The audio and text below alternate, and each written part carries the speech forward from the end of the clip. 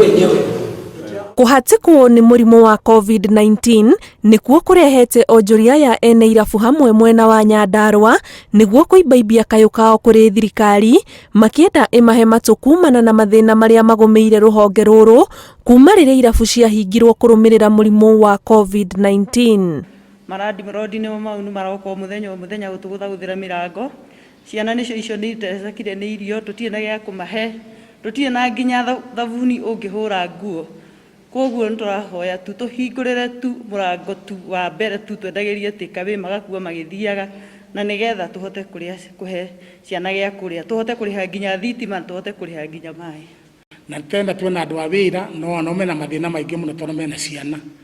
ne idaro ne koragwo kuite andu aingi muno kira kingi tungioria gavana witu athondeke bodi na athondeke kamiti nigetha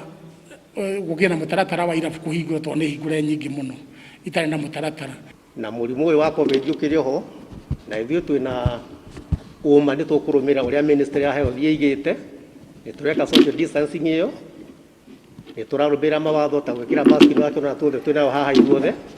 macio mothe ni turumirire uguo tukihoya ritu turumwe na thirikari ni mareganite na mendekithia ma thirikari makuongerera ndosho ya njohi iria thondekagwo kuma kuri indo ikuragio guku bururi-ini ta ngano cogamu na ikwa makiuga ikinya riri ria ya gucungirira andu makiria ruhonge-ini ruru gute mawira ingicoka thi hanini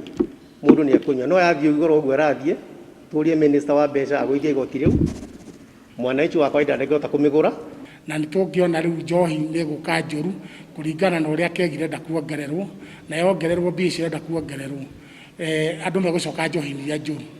na ni maratigite guthii njohi iria njuru na makataru Nyandarua tutire njohi njuru ona imwe tutire canga tutire ki twendagio njohi njega no riu yongererwo to maramenyete ikombe gia 60 yatuika ni double riu meguthii njohi iria njuru toro mwananchi athia mwana uria wina raithi ruhonge ruru ni gatagati ka honge iria ihutitio na gicunji kia 100% kuma riria murimu wa COVID-19 wanirirwo guku bururi-ini. Ngiribotera Inooro TV njitagwo Ani Ngigi wa Nyamu.